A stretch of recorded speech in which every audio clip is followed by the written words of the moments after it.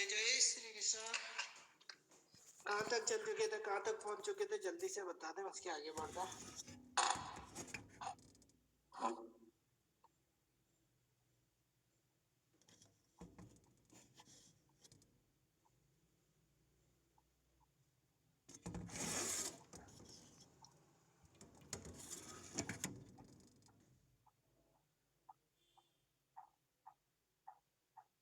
Properties of equipotential surface पूरी नहीं हुई थी क्या? राधे ही राधे। एक ही प्रॉपर्टी हुई थी। चलो प्रॉपर्टी 1 ठीक है। रिकॉर्डिंग के बारे में पूछ लिया बेटा मैंने। रिकॉर्डिंग में आपका रजिस्ट्रेशन उस पे है क्या, रेजो ऐप पे? आप प्रॉपर्टी होगी थी, रिकॉर्डिंग भी पूछ रहे हैं। रिकॉर्डिंग में मुझे केवल इतना सा हिंट दे दो कि आपका रजिस्ट्रेशन रेजो सर वाले ऐप पे होगा तो मिल जाएगी, और उस पे नहीं होगा तो नहीं है पॉसिबल। उन्होंने ये बोला है तो फिर हो जाएगा, रेजो सर वाले पे तो हो जाएगा। नहीं मिल रही है वहां पे, मैं बात करता हूँ आज। उन्होंने कहा है कि रेजो सर पे तो हो जाएगा, पॉसिबल है, और रेजो सर पे नहीं है तो फिर नहीं होगा, है ना। हमें आपको मिल रही है या नहीं मिल रही है, मुझे एक बार व्हाट्सएप या आप ही चैट के थ्रू बता दो ताकि पता लग जाए। ध्यान रखना चैट में कोई बीच में जो मेन डाउट है वो पूछे, अदर टॉपिक से रिलेटेड बात नहीं करें। टॉपिक्स हैं जो अदर रिलेटेड बात है, कोई बोर्ड कब होंगे क्या होंगे, बेटा अभी टॉपिक चल रहा है यार, अपन टॉपिक की बात करेंगे, वो बात बीच में ना करें कम से कम, है ना। जो भी बात करनी क्लास खत्म होने फिनिश्ड होने के बाद, जो भी आपके अदर टॉपिक से रिलेटेड बात नहीं हो उसको आप क्लास फिनिश होनी हो तब कर सकते हैं, लेकिन बीच में कोई अदर टॉकिंग ना करें प्लीज।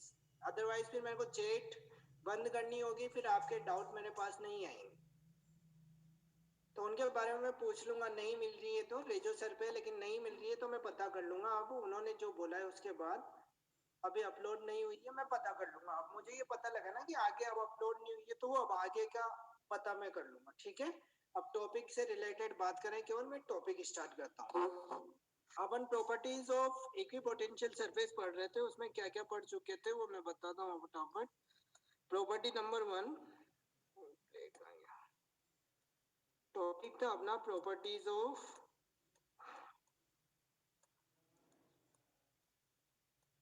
इक्विपोटेंशियल सरफेस, ठीक है। उसमें अपन ने फर्स्ट प्रॉपर्टी तो पढ़ी थी, no work will be done to move a point charge on a equipotential surface, है ना। W इक्वल्स टू 0 कब। सेकंड प्रॉपर्टी आ रहा हूँ ना मैं बेटा, थोड़ा सा रिवाइज करते हैं, कंटिन्यू फ्लो हो जाए। सेकंड प्रॉपर्टी पे आ रहा हूँ। फर्स्ट प्रॉपर्टी थी कि work done to move a unit charge on a equipotential surface will be 0। इसका अपन प्रूव भी कर चुके थे, 2 मार्क्स में प्रूव आता है, ये ध्यान रख लेंगे। छोटा सा प्रूव था, कुछ नहीं था। W equals to Q potential Q V को अपन ने दोनों एक 2 पॉइंट लिए थे, A एंड B, दोनों पोटेंशियल पर, दोनों जगह पोटेंशियल 0 था, मतलब सेम था, तो वो कितना कैंसिल होके वर्क डन 0 हो गया था। सेकंड प्रॉपर्टी की बात करते हैं। सेकंड प्रॉपर्टी है electric field on a equipotential surface always perpendicular to the surface। ध्यान रखना, electric field always perpendicular to the equipotential surface। ऐसे नॉर्मल अपन ने इलेक्ट्रिक फील्ड ऐसे परपेंडिकुलर होता है किसी भी सरफेस के, तो इक्विपोटेंशियल सरफेस की बात करोगे तो उसके भी वो परपेंडिकुलर ही होगा, ठीक। अब परपेंडिकुलर होगा तो कैसे होगा, क्या होगा, उसकी बात करते हैं। तो प्रूव करें इसको, वही 2 मार्क्स का प्रूव आ जाता है। Electric field always perpendicular to the equipotential surface. तो ये मेरे पास कोई point due to point charge, this is the electric field,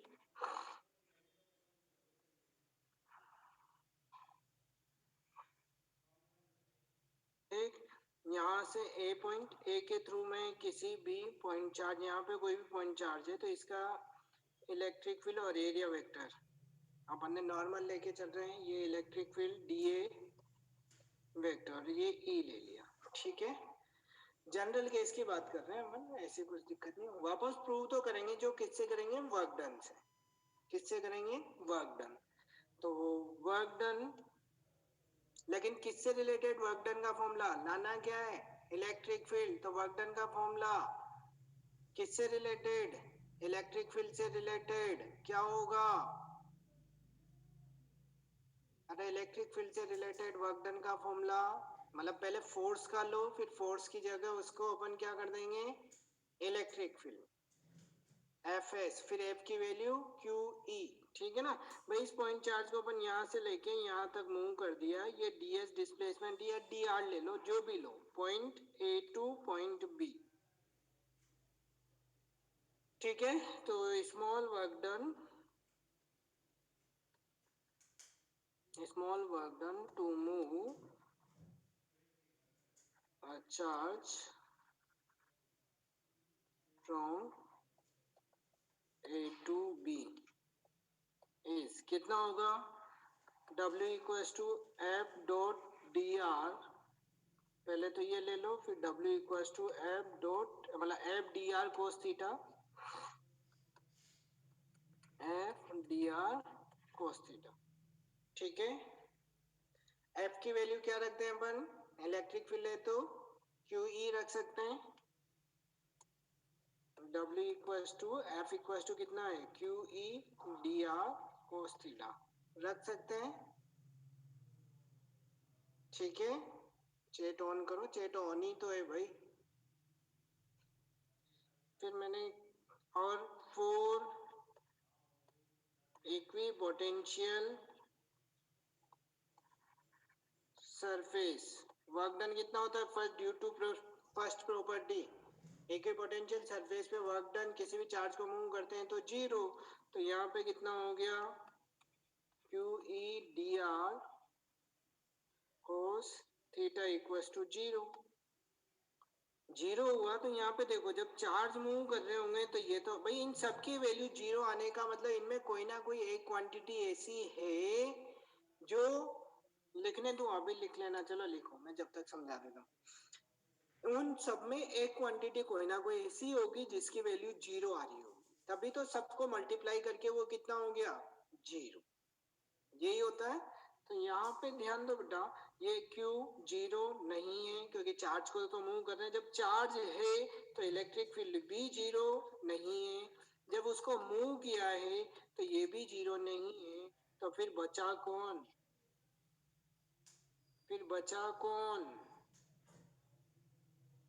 cos. So cos theta equals to zero, यानी कि थीटा इक्वल्स टू जीरो कब होगा? जब 90 डिग्री होगा। तो अपन लिख देते हैं, सो दी, लास्ट स्लाइड लगा रहा हूँ। So the electric field perpendicular to the equipotential surface. ठीक है, ये लास्ट स्लाइड, जल्दी लिखें लेकिन। वर्क जीरो है, आई मिस इट मतलब क्यों है? अरे लिखा तो है फर्स्ट प्रॉपर्टी के थ्रू, किसी भी वर्क डन जीरो कब होगा? जो इक्विपोटेंशियल सरफेस ली हुई है उस पे किसी भी चार्ज को मूव करेंगे तो जीरो होगा। स्क्रीनशॉट ही दे देना। हाँ दे दूंगा ना मैं स्क्रीनशॉट, बेटा स्क्रीनशॉट ले लेना, बार बार पीछे जाने वाले, पीछे ना जाओ, तो उससे छोड़ के ना जाओ। सर कौन सा फॉर्मूला यूज कर रहा है कि कैसे पता चल गया? कैसे पता चला इसकी आपको एक तो थोड़ी सी प्रैक्टिस होनी चाहिए, उसके अलावा आपको लाना क्या था? Electric field. अब इलेक्ट्रिक फील्ड लाने के लिए डायरेक्ट वर्क डन का कोई इलेक्ट्रिक फील्ड के साथ फॉर्मूला नहीं है। आपको वर्क डन का फॉर्मूला ऐसा लो जिसमें फोर्स आए, फोर्स से इलेक्ट्रिक फील्ड पे जा सकते हैं क्योंकि E equals to F upon Q not होता है, फॉर्मूला होता है ना। तो वहां से जहां पे भी रिक्वायरमेंट हो इलेक्ट्रिक फील्ड की वर्क डन के थ्रू, तो आपको यही फॉर्मूला यूज लेना होगा। ठीक है, क्योंकि डायरेक्ट इलेक्ट्रिक फील्ड और फोर्स में, उसमें वर्क डन में कोई रिलेशन नहीं है। नेक्स्ट थर्ड प्रॉपर्टी, ठीक, प्रॉपर्टी नंबर 30 स्क्रीनशॉट ले लेना बेटा, जो भी पेज नेक्स्ट पेज आगे पेज कर रहे हैं वो प्रीवियस पेज जो भी है वो स्क्रीनशॉट ले लेना लास्ट में, है ना। प्रॉपर्टी नंबर 3 प्रॉपर्टी की बात करोगे, थर्ड प्रॉपर्टी है the electric field lines are closer to each other या इक्विपोटेंशियल सेल में डायरेक्ट डायग्राम से बता दूं या पूरी थ्योरी लिखने के। ई जिस चार्ज को मूव कर रहे हैं उसका है क्या, नहीं जो पहले से है बेटा, लिखाओ थ्योरी, इसकी थ्योरी थोड़ी आती है यार, तुम लिखा रहा हूँ थ्योरी। ये पॉइंट होते हैं आपको रिप्रेजेंट करने होते हैं प्रॉपर्टी में। सर थीटा ई और आर वेक्टर के बीच का एंगल है क्या, थीटा किस किस के बीच में होता है, ई और आर मतलब रेडियस ले रहे हो क्या ले रहे हो, मुझको ये तो बताओ। ई और आर, आर क्या लिया आपने, एफ एंड डी आर, अरे एक आर बोल रहा है एक एफ बोल रहा है, रेडियस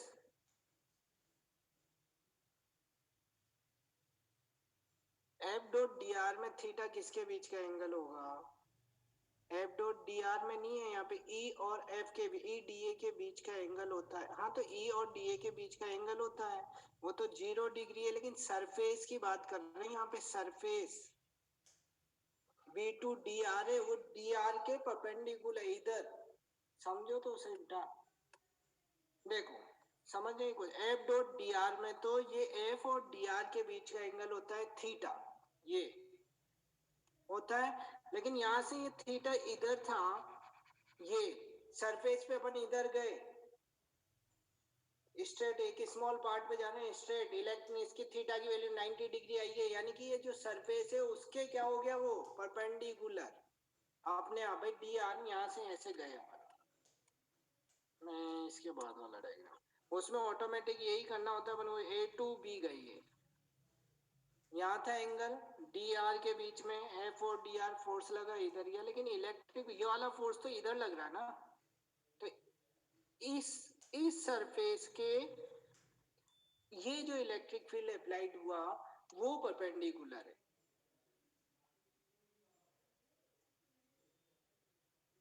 ठीक है, बढ़े आगे अब। देखो when electric equipotential surface are closer to each other,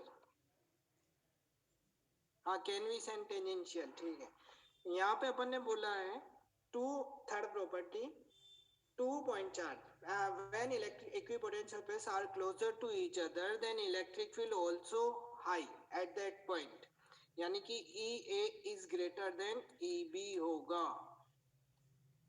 क्यों होगा, क्योंकि ए पॉइंट पे equipotential surface are closer to each other compare to point B, ठीक है ना। अब इसकी लैंग्वेज लिखना चाहो तो लिख लो भाई, लैंग्वेज तो वही होगी सिंपल सी कि when equipotential surfaces are closer to each other, लिख ले जल्दी से या तो, क्योंकि डायग्राम से समझ आ रहा है तो फिर when equipotential surfaces are closer to each other then electric field also high at that point, electric field also high at that point, ठीक है। Next property 4, next property, two electric equipotential surface does not cross each other, why,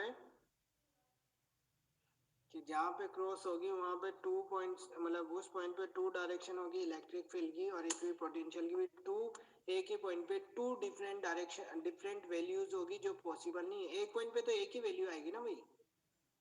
हाँ तो लिख लो next property, equipotential surface does not cross each other, equipotential surface does not cross each other, वो कभी एक दूसरे को क्रॉस नहीं करती, ठीक है। रीजन में फर्स्ट चैप्टर में भी लिखा चुका हूँ, यहाँ का रीजन नहीं आता, रीजन आता है तो वहां का आता है इलेक्ट्रिक फील्ड वाली लाइंस का। ठीक है। थर्ड का रीजन क्या है? अरे यार, E equal to dv upon dr, जितना r कम होगा E उतना ज्यादा होगा, ऐसे मान लो डायरेक्ट। ठीक है। फिजिक्स की बोर्ड क्लास की डाउट क्लास कब होगी? आप व्हाट्सएप पे डेली पूछे भाई, डाउट क्लास की कहाँ जरूरत है। 4 पॉइंट तो यही था बेटा, two equipotential surface are never cross each other. आप व्हाट्सएप पे मेरे से डाउट पूछ सकते हैं, अलग से डाउट क्लास की क्या जरूरत है। ठीक है। प्रॉपर्टी नंबर 5, देखो अब ये 2 पॉइंट चार्ज की बात कर रहे हैं। 2 पॉइंट चार्ज किसकी बात कर रहे हैं अपन? 2 पॉइंट चार्जेस। अब 2 पॉइंट चार्ज में यहाँ ध्यान रखना बेटा, पहले तो अपन बात कर सकते हैं लाइक। आप रिप्लाई नहीं करते व्हाट्सएप, मेरे को कब भेजा बेटा? व्हाट्सएप पे कुछ भेजा ही नहीं आपने, कैसे रिप्लाई नहीं करता? मैं करता हूँ यार, रिप्लाई किए हैं मैंने। बहुत सारे रिप्लाई ऐसे आ जाए आंसर, ऐसे आ जाए कि बहुत सारे क्वेश्चन आए और आपका नीचे नीचे चला गया हो, वहां तक नहीं भेजा हो, तो फिर अलग बात है। मैंने किए हैं रिप्लाई, आपकी क्लास के बहुत सारों के रिप्लाई किए हैं मैंने यार, ऐसा नहीं हो सकता बेटा। लेकिन एक तो आपके डाउट ही इतने नीचे चले जाएं कि वहां तक मैं पहुंचा ही नहीं हूँ, उससे पहले मेरे को रात को नींद आ जाए, तो फिर वो डाउट छूट जाता है। वापस उसे रिकवर करो, ऊपर लाओ। ठीक है। मेरी दिन भर क्लास होती है, दिन को कोई रिप्लाई नहीं होगा, डे टाइम में कोई रिप्लाई नहीं होगा, नाइट को रिप्लाई होगा, क्योंकि नाइट को जब भी मैं मोबाइल देखूंगा तभी रिप्लाई करूंगा। अब नाइट तक तो क्या होता है, बहुत सारों के इतने सारे मैसेज आ जाते हैं कि वो आपका मैसेज बिल्कुल नीचे ही चला गया होगा, और मैं ऊपर से एक एक को जवाब देते देते मेरे को नींद आ जाए, करते करते नींद आ जाए, तो फिर पॉसिबल नहीं है कि वो फिर अगले दिन तो क्या होता है, वो और ज्यादा डाउट आ जाते हैं, तो फिर नीचे नीचे चल जाता है, तो फिर वो नीचे चल जाए तो आप वापस उसको कुछ भी अगेन डॉट पे सेंड करके ऊपर ले आओ यार, मैं समझ जाऊंगा कि इसका डाउट बाकी रह गया था। इतना सा तो करना पड़ेगा। ठीक है ना। चलो question number next property, 2 point charge. 2 point charge की बात करें तो 2 पॉइंट चार्ज में क्या हो गया? पहले लाइक चार्ज की बात करें, अनलाइक की किसी की भी कर लो, मैंने लाइक चार्ज ले लेता हूँ, लाइक चार्जेस। अब लाइक चार्ज का मतलब हो सकता है दोनों पॉजिटिव, हो सकता है दोनों नेगेटिव। लाइक का मतलब तो दोनों पॉजिटिव ले लो या दोनों नेगेटिव ले लो, मैं एक का ही डायग्राम बनाऊंगा। ठीक है, मैं एक का ही डायग्राम ड्रॉ करूंगा, है ना। दोनों का मतलब दोनों पॉजिटिव दोनों नेगेटिव सेम होता है, केवल डायरेक्शन चेंज हो जाती है कि पॉजिटिव में ड्यू टू आउटवर्ड होती है और नेगेटिव में इनवर्ड होगी।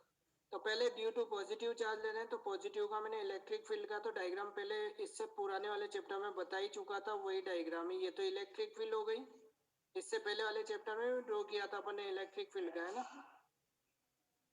इलेक्ट्रिक फील्ड में तो कोई डाउट होना ही नहीं चाहिए, क्योंकि ये तो पहले भी किया था। यहाँ पे न्यूट्रल पॉइंट होता है, इसकी डायरेक्शन सबकी इलेक्ट्रिक फील्ड, ये तो इलेक्ट्रिक फील्ड है। यहाँ पे इक्विपोटेंशियल सरफेस ड्रॉ करनी है ना बेटा, ये तो एक इलेक्ट्रिक फील्ड है। अब एक चीज ध्यान रखना, इलेक्ट्रिक फील्ड दोनों लाइक चार्ज है, तो electric field between charges large होगा या आउटसाइड लार्ज होगा? इलेक्ट्रिक फील्ड लार्ज कहाँ होगा, आउटसाइड या बिटवीन चार्जेस? आउटसाइड होगा या बिटवीन? आउटसाइड ज्यादा होता है बेटा, है ना। आउटसाइड ज्यादा होगा, जब भी लाइक चार्ज है तो वो रिपेल कर रहे होंगे, रिपेल कर रहे हैं तो वो कहाँ होगा, इलेक्ट्रिक फील्ड आउटसाइड ज्यादा होगा। तो अब आउटसाइड ज्यादा है तो equipotential surface are closer to each other कहाँ होगी, आउटसाइड। अभी अपन ने देखा है कि यहाँ पे प्रॉपर्टी नंबर 3 में देखा था कि जहाँ पे इलेक्ट्रिक फील्ड ज्यादा इक्विपोटेंशियल सरफेस क्लोजर होती है, वहां पे इलेक्ट्रिक फील्ड की वैल्यू भी ज्यादा होती है। देखो ये मैंने बाहर की साइड में क्लोजर ली है ना, डायग्राम ध्यान से देखें, ये इधर की भी ड्रॉ करोगे तो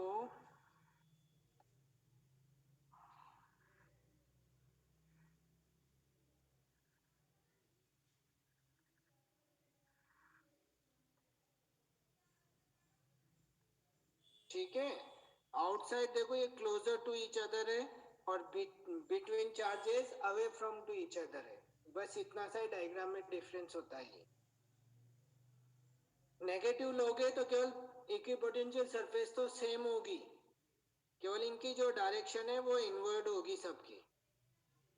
इलेक्ट्रिक फील्ड लाइंस की डायरेक्शन क्या हो जाएगी? Inward. If you take both charge are negative, like charge में यही होता है। ठीक। और अनलाइक चार्ज की बात करें तो क्या आ जाएगा? नेक्स्ट पे प्रीवियस नेक्स्ट स्लाइड ले लूं मैं। डायग्राम जिसके भी रह जाए बेटा वो स्क्रीनशॉट ले लिया करें लास्ट में, अदरवाइज क्या होगा फिर अपन बढ़ नहीं पाएंगे आगे, बार बार रुकेंगे करेंगे तो। टाइम कम है आपके पास, ईयर लॉन्ग कोर्स होता तो आराम से चलते। नेक्स्ट क्या था? सेकंड, अनलाइक चार्ज, है ना। अब अनलाइक चार्ज की बात करेंगे तो अनलाइक चार्ज में ये पॉजिटिव और दूसरा नेगेटिव। तो इलेक्ट्रिक फील्ड लाइंस क्या होती है? ऐसे पॉजिटिव टू नेगेटिव। इससे पहले बात कर ही चुके हैं इलेक्ट्रिक फील्ड लाइंस की। तो बहुत सारों को तो टॉपिक ही नहीं मिल रहा है एनसीईआरटी में, तो सर ये टॉपिक ही नहीं है।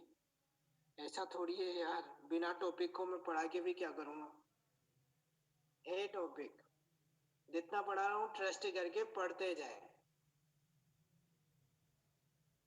ठीक है। नहीं, बहुत सारों के मैसेज, सर आप कौन सा टॉपिक पढ़ा रहे हो, ये तो हमारे सिलेबस में ही नहीं है। मैं सिलेबस में होगा जब भी तो पढ़ाऊंगा ना, बिना सिलेबस के क्यों पढ़ाऊंगा? टेंशन मत लो, इतना सा ट्रस्ट लेके पढ़ते जाओ, ट्रस्ट करो इतना सा। एक्स्ट्रा टॉपिक क्यों करूंगा? एक्स्ट्रा पढ़ा सकता हूँ, ऐसी दिक्कत नहीं है, लेकिन चलो यहाँ पे आ जाओ वापस।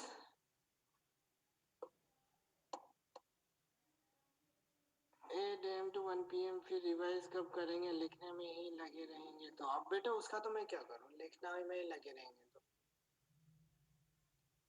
लिखने में लगे रहेंगे तो कब रिप्लाई करेंगे?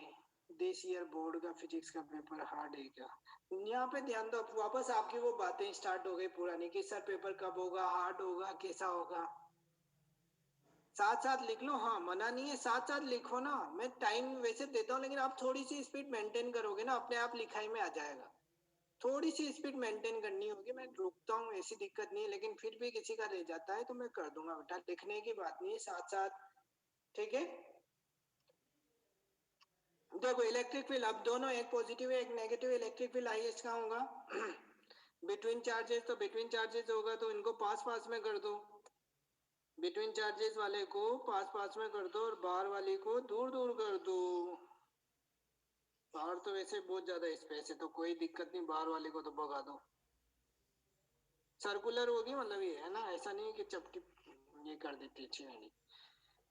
ठीक है। बीच में पास पास और आउटसाइड अवे फ्रॉम। कोई डाउट नहीं अंदर?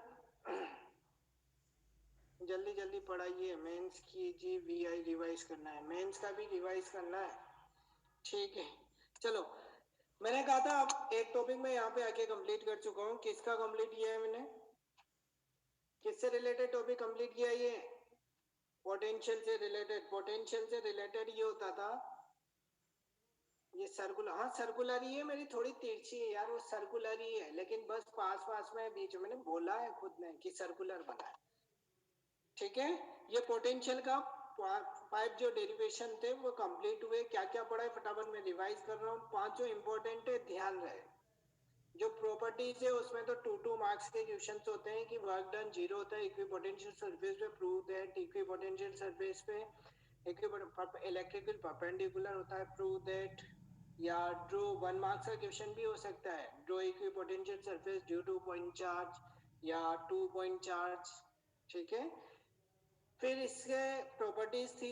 इससे पहले जो अपन ने पढ़े 4 टॉपिक होते हैं, electric potential due to point charge, KQ upon R, electric potential, relation between electric potential and electric field, E equals to minus dV upon dr.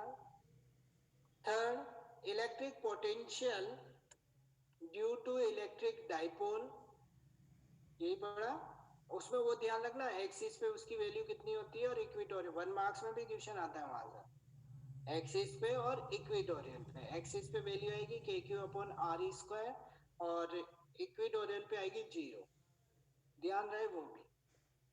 फिर उसके बाद पोटेंशियल एनर्जी पढ़ी अपन ने। पोटेंशियल एनर्जी में ड्यू टू सिंगल चार्ज यदि move करोगे तो 0, 2 पॉइंट चार्ज के लिए k q q one upon q two, k q one q two upon r. ठीक, ये थे पोटेंशियल के टॉपिक। अब मेरे को यहाँ से थोड़ा सा हिंट में लूंगा कैपेसिटर की तरफ आगे बढ़ने से पहले। सेकंड पार्ट स्टार्ट हो रहा है कैपेसिटर। आप सबने देखा होगा कैपेसिटर कैसा होता है। कैपेसिटर जो फैन में या मोटर जहाँ पे भी रोटेटिंग पार्ट्स होते हैं उनको रोटेट करने के लिए स्टार्टिंग भी रिक्वायर्ड लार्ज टॉर्क। क्यों लार्ज होती है? आपके पास कोई भी मान लो ये बाइक कार है, स्टेशनरी में है, की है, ठीक, मतलब की को कार मान के चले, आपने यहाँ से फोर्स लगाया स्टार्टिंग में, आपको ज्यादा फोर्स की रिक्वायरमेंट होगी कंपेयर टू ये एक बार मोशन में आने के बाद जब आप फोर्स अप्लाइड करोगे then you required small force compare to stationary condition. कोई सी भी कार हो सकती है यार, ट्रक ले लो, ट्रक भी या कार है, आपको पीछे से पुश कर रहे हो तो स्टार्टिंग में जब वो रेस्ट में थी तो आपको बहुत ज्यादा फोर्स लगाना होगा, लेकिन एक बार वो मूवेबल में आने के बाद आपको फोर्स लगाना, जो फोर्स अप्लाई करते हो वो कम हो जाता है, इजीली मूव हो जाती है। भाई सबको ही पता है ना, ये तो फोर्स तो लगाया होगा किसी के, नहीं लगाया हो तो गाड़ी खड़ी हो बाहर जाके धक्का देके देख लो। ठीक, तो ऐसे ही फैन मोटर वगैरह में होता है, जो भी रोटेशनल और स्टार्टिंग में रोटेट करना हो फैन को या किसी मोटर को, then we required the large force rotate करने के लिए। सबके पास घरों में तो उतनी पावर आ रही है, 220 वोल्ट 50 हर्ट्ज। तो वो जो कैपेसिटर है वो चार्ज को स्टोर करके रखता है अपने पास और जब रिक्वायरमेंट होती है वो अप्लाई कर देता है। ठीक है, हाँ, ड्यू टू स्टैटिक फ्रिक्शन, में न्यूटन्स लॉ की बात नहीं कर रहा था इसलिए मैं वहां तक नहीं गया बेटा। Newton's due to Newton's law होती है वो कि कोई भी ऑब्जेक्ट रेस्ट में है तो वो रेस्ट में ही बना रहना चाहती है, वो अपोज नहीं करती है। ठीक है, इसलिए से उसको रिक्वायर्ड होती है लार्ज फोर्स एक बार स्टार्टिंग में मूव आने के बाद, और मूव में होने के बाद वो मूव में ही रहना चाहती है, वापस रेस्ट में नहीं आना चाहती, अपोज करती है रेस्ट में आने का। इनर्शिया लो होता है ना, वो फॉलो होता है। तो यहाँ पे अपन इसको रिक्वायरमेंट होती है तो एक्स्ट्रा चार्ज की रिक्वायरमेंट होती है, वो कौन प्रोवाइड करता है? कैपेसिटर। तो कैपेसिटर एक ऐसी डिवाइस है जो अपने पास चार्ज को होल्ड करके रखती है। अब चार्ज को होल्ड करके रखेगी तो क्या, कैसे रखेगी, क्या नहीं रखेगी, उसके लिए आपने कभी कैपेसिटर को ब्रेक किया है, तोड़ा है कैपेसिटर को जो खराब हो जाता है उसको? भाई कोई भी कैपेसिटर फैन वगैरह में लगा होता है, फैन में ऊपर की साइड ऐसे सिलेंड्रिकल बॉक्स लगा होता है, इतना सा सिलेंड्रिकल होता है वो,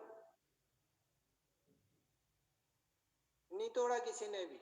जिसने भी तोड़ा होगा उसको पता होगा। अरे उसको छोड़ो, आपने सेल तोड़ा है कभी? घड़ी का जो सेल आता है बड़ा वाला, ये छोटा वाला नहीं, इसका नहीं, वॉच का, वॉच का नहीं, क्लॉक का, मतलब जो वॉल है, वॉल क्लॉक का, ट्यूबलाइट वाला, ट्यूबलाइट वाला थोड़ी बोल रहा हूँ यार, फैन में ऊपर लगा होता है बेटा, फैन में ऊपर की साइड होता है। ठीक है, या मोटर हो, कोई छोटी पानी वगैरह की मोटर होती है उसमें लगा होता है, तो उसमें आपने अंदर देखा होगा। ये सेल ले लो आप, तो मैं एग्जांपल पे सेल ले लेता हूँ, 2 मिनट सेल तोड़ के देखता हूँ, देख लेना। जब एक घड़ी का आपके सेल खराब हो, इस बार जब खराब घड़ी चलना बंद हो जाए तो उसको तोड़ना, तोड़ोगे तो अंदर एक ब्लैक पाउडर निकलेगा। ठीक है, अब वो जो ब्लैक पाउडर निकलेगा, उस ब्लैक पाउडर को तो यहाँ पे नाम देते हैं अपन एक तरीके से डाई, जो ब्लैक पाउडर होगा उसको नाम क्या देंगे अपन? डिजिटल क्लॉक बेटा। डिजिटल क्लॉक का कैसे तोड़ोगे यार, तुम भी क्या बातें करते हो? डाइलेक्ट्रिक मीडियम, हाँ, जो मीडियम होता है ब्लैक पाउडर उसको नाम देते हैं डाइलेक्ट्रिक मीडियम। नहीं, मेरे को हंसी आ गई थी, नाम तो याद था। वो पूछ रहे हैं कि घड़ी का, इसको तोड़ो, लो ये घड़ी का मैं सेल निकाल के देता हूँ और इसको तोड़ना, इसमें मिलेंगे आपको पाउडर मिलेगा, इसमें इतना सा, बातें ऐसी करते हैं यार। मैं बोल रहा हूँ वॉल क्लॉक जो होती है दीवार पे जो घड़ी, क्लॉक क्लॉक समझ रहे हो, उस घड़ी का जो बड़ा वाला सेल या टॉर्च का जो सेल होता है उसकी बात कर रहा हूँ मैं यार। चलो वही बात होती है कि आप दूसरी बातों पे आ जाते हो, फिर चैट ऑफ करो तो फिर बहुत सारों की कंडीशन दूसरी हो जाती है कि मेरे को देखो चैट ऑफ करने का मतलब ये होता है फिर जो डाउट है वो भी क्लियर नहीं होगा। अब उस घड़ी के सेल को तोड़ोगे तो उसके अंदर एक ब्लैक पाउडर होता है, उसको वो ब्लैक पाउडर क्यों बढ़ते हैं, उसको बढ़ने का कुछ ना कुछ प्रॉफिट बेनिफिट होगा तभी तो बढ़ेंगे ना। तो उसका क्या बेनिफिट होता है या नहीं होता वो भी यहाँ डिस्कस करेंगे। उसका नाम होता है डाइलेक्ट्रिक मीडियम। क्या होता है? Dielectric medium.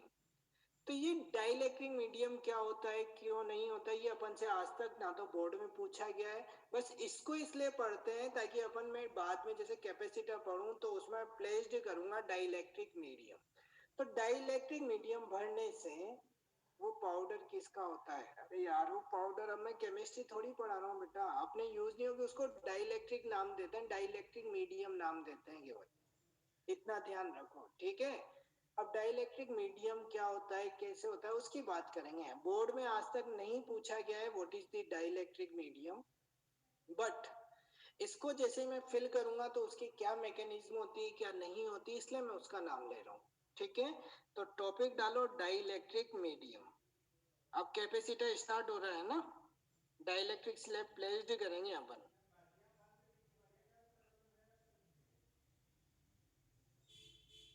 ये बैटरी में डाइलेक्ट्रिक कैसे आ गया, मतलब मैं समझा नहीं। बैटरी में डाइलेक्ट्रिक कैसे आ गया मतलब? डाइलेक्ट्रिक मीडियम क्या होता है? ये डाइलेक्ट्रिक मीडियम पहले एक्सप्लेन कर देता हूँ फिर समझ लेना। इस चैप्टर में कैपेसिटर में ही हाँ बेटा इसी चैप्टर में कैपेसिटर, इसी चैप्टर में है कैपेसिटर भाई, बोर्ड में देखो तो सही। आपके आईआईटी में अलग से पढ़ाते हैं, उसकी बात नहीं कर रहा, कैपेसिटर इसी चैप्टर में। डाइलेक्ट्रिक मीडियम की बात करें तो एक ऐसा मीडियम जो does not allow to flow of charge but it exert electrostatic force। ठीक है, ये क्या होता है? does not allow the flow of charge, it is the medium which does not allow the flow of charge। लिख लो the medium which, आप लिख लो मैं बोल देता हूं, the medium which does not allow the flow of charge but it exert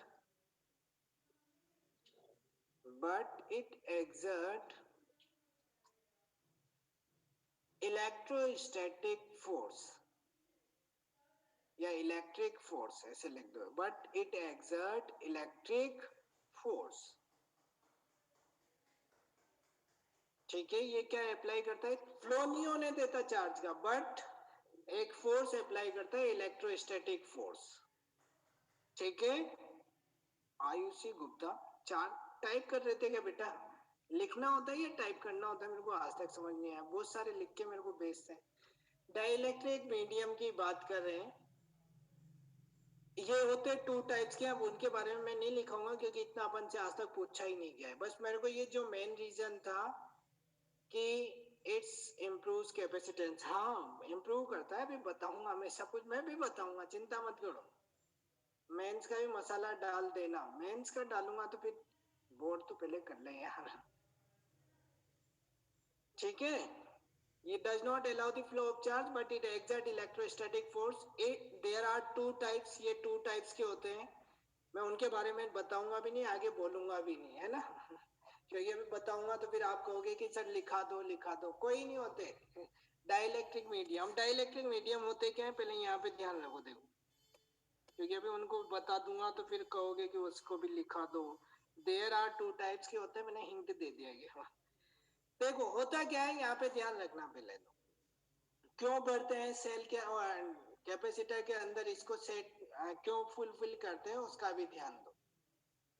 ये जब भी इलेक्ट्रिक फील्ड अप्लाई नहीं करूंगा मैं, क्या E does not applied, electric field मैंने कितना लिया है बेटा, 0। जब इलेक्ट्रिक फील्ड 0 लिया है और इसके अंदर मान लो इन दो प्लेट्स के बीच में डाइइलेक्ट्रिक मीडियम है, तो डाइइलेक्ट्रिक मीडियम जो होता है, डाई का मतलब 2, तो इसमें दोनों चार्ज होते हैं, ये डाइपोल की तरह काम करता है। But when we does not apply the electric field, then positive and negative charge are arranged randomly. कैसे अरेंज होते हैं वो, रेंडमली अरेंज होंगे। रेंडमली अरेंज होने का मतलब किसी का नेगेटिव ऊपर होगा, किसी का पॉजिटिव इधर, ये पॉजिटिव ये नेगेटिव, पॉजिटिव पॉजिटिव नेगेटिव, दोनों पॉजिटिव पॉजिटिव हो गए क्या, क्या हो रहा है यार, बड़े गोले नहीं बना मेरी जिंदगी। पॉजिटिव नेगेटिव, नेगेटिव पॉजिटिव, इधर पॉजिटिव इधर नेगेटिव पॉजिटिव, रैंडमली अरेंज होते हैं ये, ठीक है, रैंडमली अरेंज होंगे। Electric field 0, external electric field 0, E external है ना, E external, external electric field is 0। Then dipole moment internal electric field भी 0 होगा, ये कोई फोर्स अप्लाइड नहीं किया, ये randomly here and there are arrange, ठीक है। Then internal electric field also 0। But when we applied the external electric field, when we applied the external electric field, मैंने मान लो ये E external ऐसे लगा दिया, E not equal to 0 लिखे हो सर, हाँ लिखा है, हाँ, अरे E is equal to, सही है, मैं समझ गया आपकी बात, डबल एरो उसके साथ लग गया, यहाँ पे E external is not equal to 0, ठीक है, वहां 0 है, यहाँ not equal to 0 है।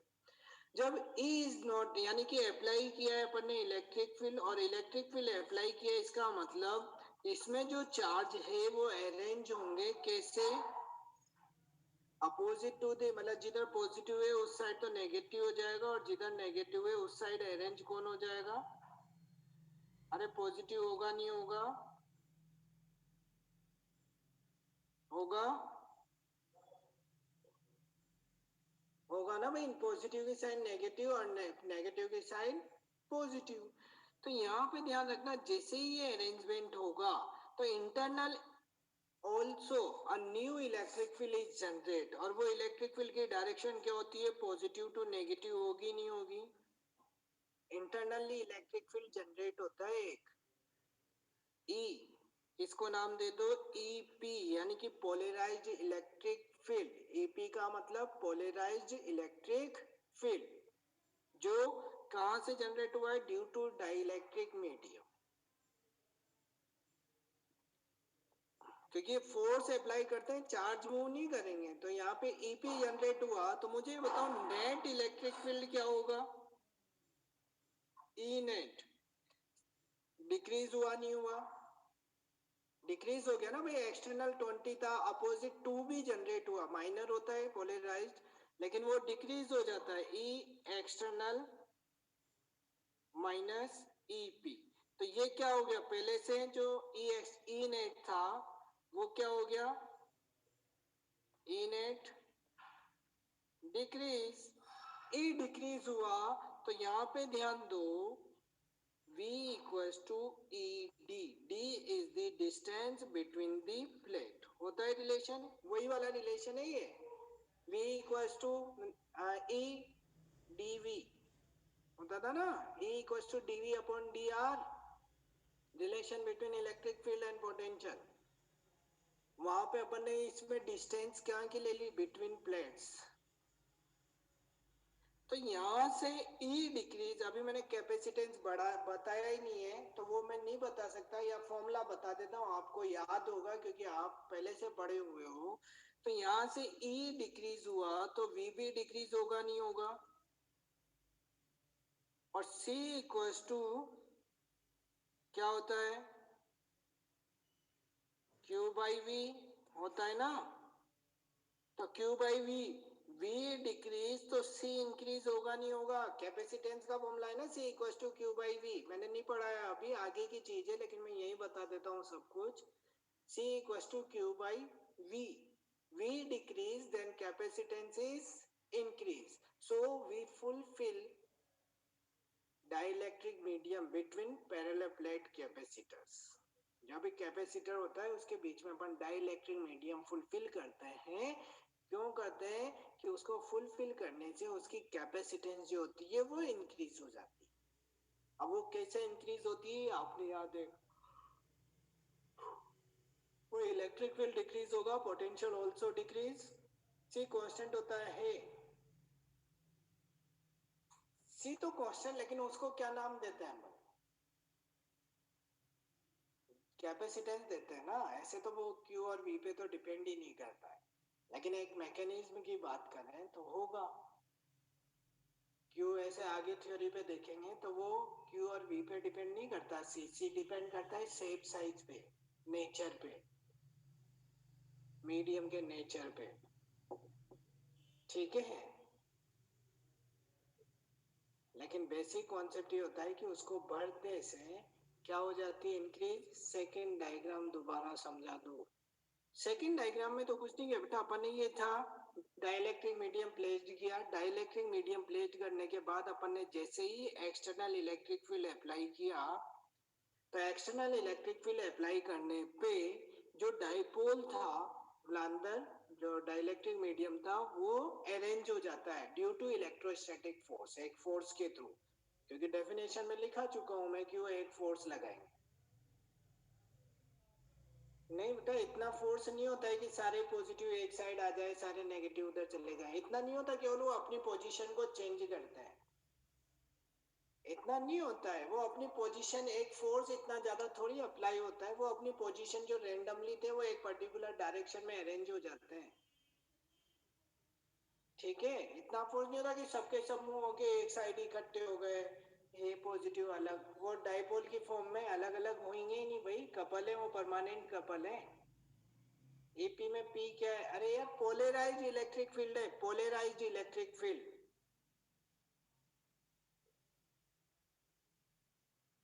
ठीक है, वो क्या है? पोलराइज्ड इलेक्ट्रिक फील्ड नाम है उसका। ठीक है, पढ़ा रहा हूँ बेटा, पीछे के तो डाउट पे डाउट जाने क्या क्या पूछते हैं, मैं क्या करूँ। बहुत सारों की डाउट क्लियर करने भी जरूरी है। आपको भी आ सकते हैं बेटा, आयुषी गुप्ता, आयुषी, आपको भी आ सकते हैं डाउट, तो दूसरों के डाउट पे ऐसा ना करें। ठीक है, ये ड्यू टू इलेक्ट्रोस्टैटिक फोर्स वो अरेंज होंगे तो इंटरनल एक इलेक्ट्रिक फील्ड जनरेट होगा, क्योंकि पॉजिटिव इस साइड है, नेगेटिव इस साइड है, तो इंटरनल एक electric field generate on due to internal electric field which is polarised electric field. ये इतना नहीं होता कि बहुत ज्यादा हो, मैक्सिमम वैल्यू नहीं हो, मिनिमम होता है ये। इसके कारण कैपेसिटेंस इंक्रीज हो जाती है, इसलिए इसको फुलफिल किया जाता है। फिर आगे बात करें,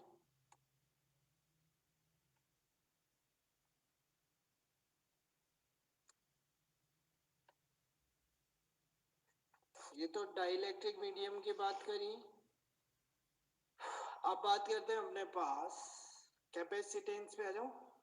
कैपेसिटेंस फिर बीच में जो भी चीजें होंगी देखेंगे।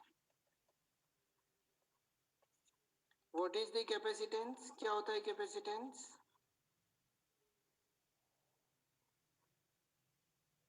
इट इज द, क्या होता है कैपेसिटेंस? जल्दी बोले, आपने पढ़ा तो होगा। कैपेसिटी ऑफ स्टोरिंग चार्ज, हाँ, it is the capacity of the conductor to hold the charge. लिखो, अब प्रॉपर्टी बोल दो। It is the property of, it is the capacity of, it is the property of the conductor,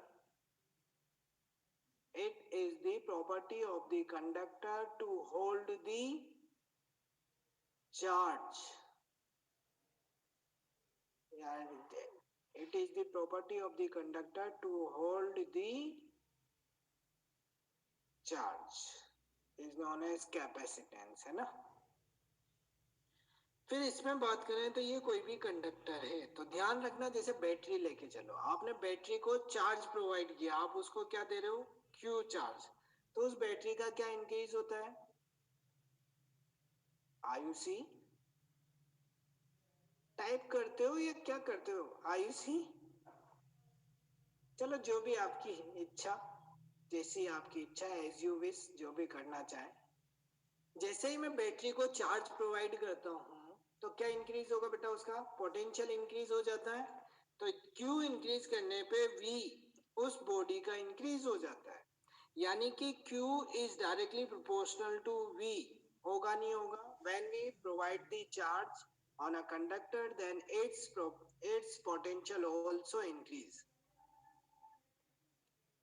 चलिए कोई और होगा आयुषी के नाम पे शायद डिस्टर्ब कर रहा है, हाँ जो भी हो बेटा, आप क्या करें, नाम चेंज करके भी आ जाए तो क्या करें, उसको इच्छा है लड़की बनने की तो फिर बनने दो। Q is directly proportional to V, होगा ना, लैंग्वेज में लिखना चाहो तो लिख लो, या तो यह मैंने डायग्राम से बता दिया, when we provide the charge on a conductor then its potential also increase, so charge is directly proportional to potential। जैसे ही प्रोपोर्शनल को रिमूव करोगे, कांस्टेंट यूज होगा c, c इक्वल टू कितना हो गया, q बाई v, और c क्या है यहाँ पे, c is the capacitance of the conductor, c क्या है, कैपेसिटेंस ऑफ द कंडक्टर, और इसकी यूनिट की बात करेंगे तो यूनिट बोलो जल्दी से बेटा, what is the unit of c, v potential है भाई, इतनी देर से क्या बात कर रहे थे अपन, टेस्ला कौन बोल रहा है ये, मैग्नेटिक फील्ड है क्या ये, मेहता, Q बाई V को कम से कम कुलॉम पर वोल्ट तो बोल दो, कुलॉम पर वोल्ट, और उस कुलॉम पर वोल्ट को ही क्या नाम देते हैं, कुलॉम पर वोल्ट, और उसी को क्या नाम देते हैं, फेरेड, ध्यान रखना फेरेड लिखते कैपिटल एफ से ही है, फेराडे को भी लिखते हैं कैपिटल एफ से, लेकिन Faraday is the unit of charge and फेरेड is the unit of capacitance, ये सी कैपेसिटेंस नहीं है, कुलॉम है, ध्यान रखना, ये सी क्या है, कुलॉम, ये सी तो कैपेसिटेंस है, कंफ्यूज मत होना भाई, सी यहाँ पे तो physical quantity, C capacitance, air C is unit which is coulomb, ठीक है, ये कुलॉम है, कंफ्यूज मत होना, वी क्यू बड़ा, अरे यार इतनी देर से बता तो रहा था बेटा, बाद में क्यों लट्टू जलता है आपका दिमाग का, आकाश गोयल, इतनी देर से जब मैंने बताया कि क्यों दे रहे हैं, क्यों दे रहे हैं, तो क्या इंक्रीज होता है, फेरेड भी तो यूनिट है, तो फेरेड भी तो यूनिट है, उन दोनों का यूनिट ही तो है, मैं आगे बढ़ रहा हूँ, आप बेतुके जवाब पूछते हैं मेरे से,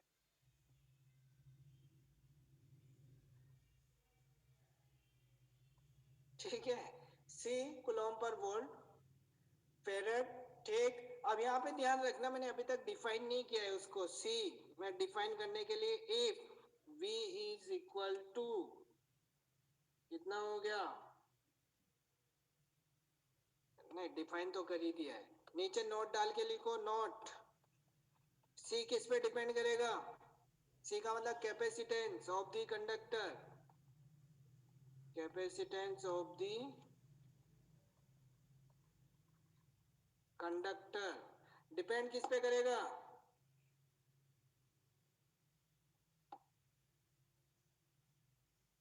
ध्यान रखना ये दो फॉर्मूले में तो Q और V दोनों आते हैं, लेकिन इन दोनों पे डिपेंड नहीं करता, कैपेसिटेंस ऑफ द कंडक्टर यानी कि C डिपेंड्स ऑन किस पे, shape size of the conductor, shape and size of the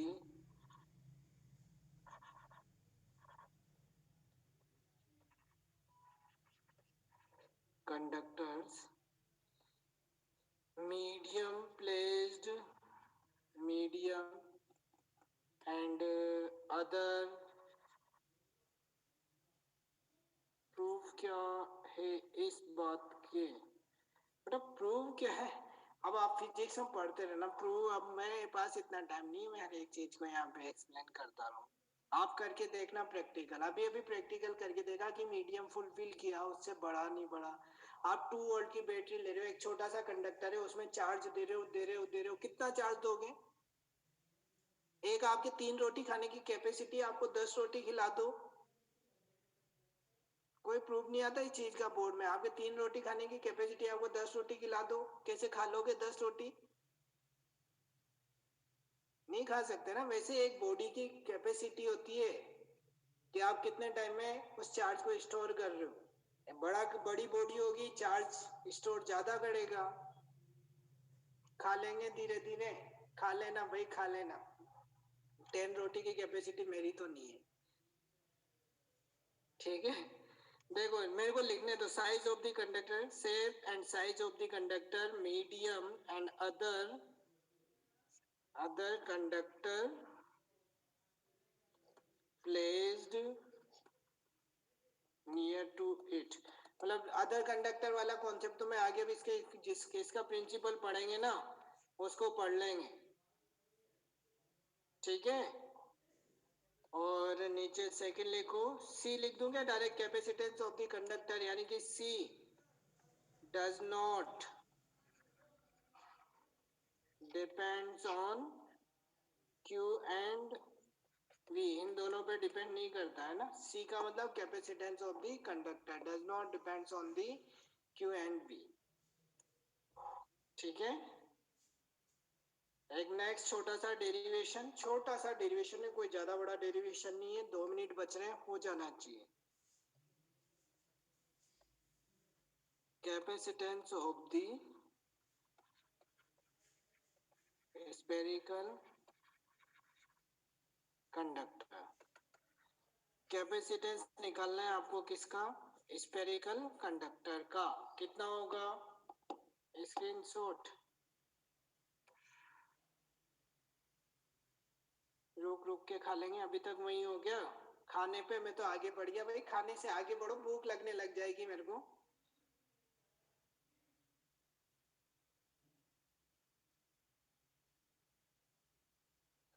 आगे बढ़ो, खाने पीने से तो मेरे को भूख लगने लग जाएगी। क्या कह रहे हो? इसका रीजन सर आप तो घर जाकर खाना खा लेना आप। अरे खाना कोई पार्टी दे रहा है क्या? तुम पार्टी दे दो मेरे को। Capacitance of the spherical conductor, ये बताओ जल्दी। सी चार्ज क्यू के, तो इसका रीजन क्या लिख रहे हो? आपका पेन अलग है मतलब, फिर फोकट बातें स्टार्ट हो जाती है आपकी, मेरे को पढ़ाना दो। कोई भी ये स्फेरिकल कंडक्टर है, इसकी रेडियस आर लेना, कैपिटल आर, ठीक।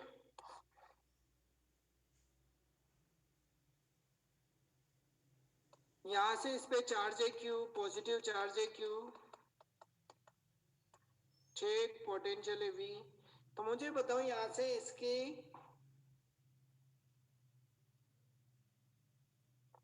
जल्दी ये बताओ, चार्ज पोटेंशियल कितना आएगा इसका?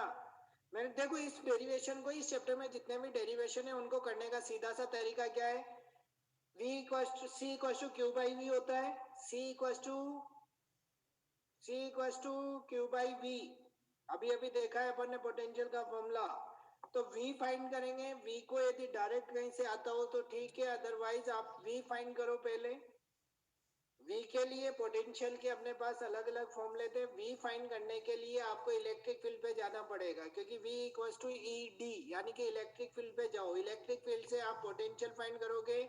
देखो सीधी सीधी यहाँ से ध्यान रखना, सबसे पहले E फाइंड करोगे, E के थ्रू V फाइंड करोगे, V के थ्रू C फाइंड करोगे, ये ध्यान रखोगे।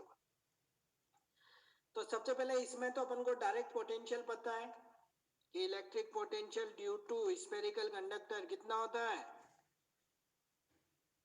क्या होने लग गया यार? Electric potential due to, sir आपका पेन लेग, हाँ यार, ये तो कोई हैक कर रहा है कि आपके पेन को आपका पेन लेग। बेटा इसको मत करो, जो भी कर रहा है। क्यों कर रहे हो ऐसा? इलेक्ट्रिक पोटेंशियल ड्यू टू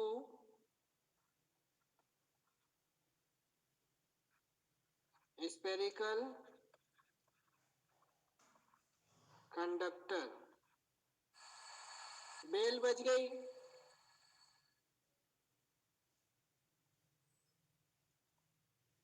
कितना होता है जल्दी बोले? Electric potential due to spherical conductor V equals to KQ/R होता है। अरे होता ही नहीं होता, होता है ना। तो ये इक्वेशन 1। फिर लिखो कैपेसिटेंस।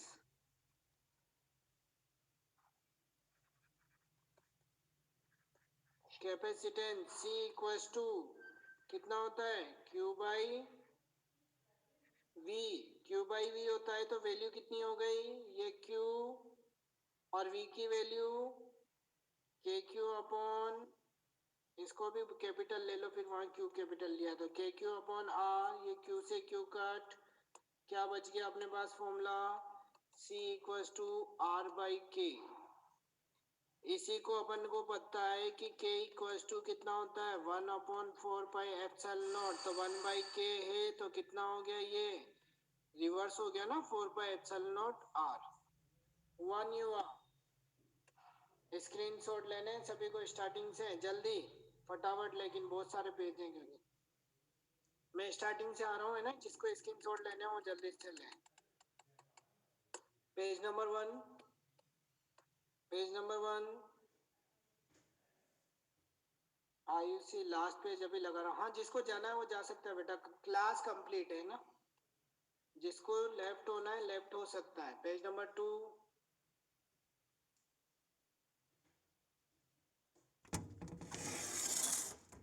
Page number 3,